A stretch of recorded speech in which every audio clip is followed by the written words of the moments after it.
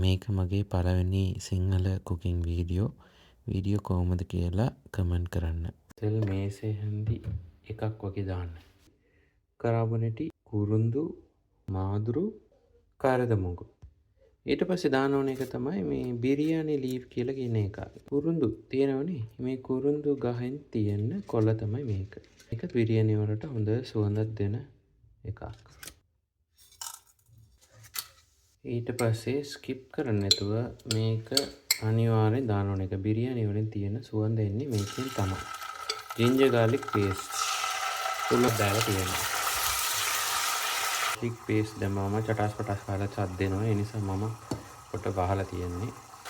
මේ වගේ ginger ගාර්ලික් paste හැදුනාට පස්සේ ඒකට එකතු කරනවා අනියන්ස්, තක්කාලි පොඩි එක දැම්ම නිසා මම මේ මංගව තියෙනවා තක්කාලි පේස්ට්.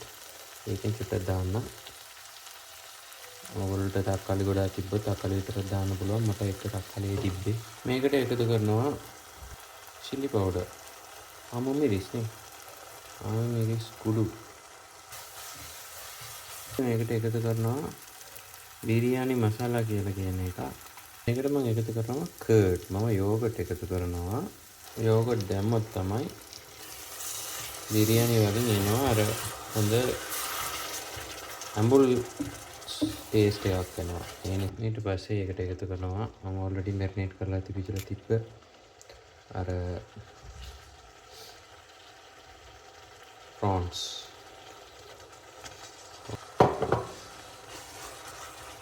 මේක හොඳටම වතුරු ටික වේලිලා ග්‍රේවි විදියට එන්න ඕනේ. මම සෝල්ට් අන්තිමට තමයි ඇඩ් කරන්නේ සාමාන්‍යයෙන්. ඔකට ඕන ප්‍රමාණයට සෝල්ට් ඇඩ් කරන්න. බත් වලින් සෝල්ට් සමහර වලට තියෙනවා. ඒ නිසා ඔයගොල්ලෝ ඒක පොඩ්ඩක් බලලා සෝල්ට් එක ඇඩ් කරන්න. මසාලා හදලා ඉවර වුණාට පස්සේ මම අද දාන්නේ ඕල්රෙඩි මම ආව තිබිච්ච හදපු බත් ටික තිබ්බේ. මේවා තමයි දාන්නේ.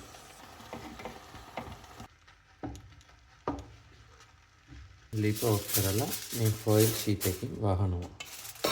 වහලා තිබ්බොත් චුට්ටක් ඇතුළට තැම්බෙනවා. ඕකේ රිසල්ට් එක මොනවද කියලා බලමු. සයිඩ් එකේ තමයි බලන්න ඕනේ.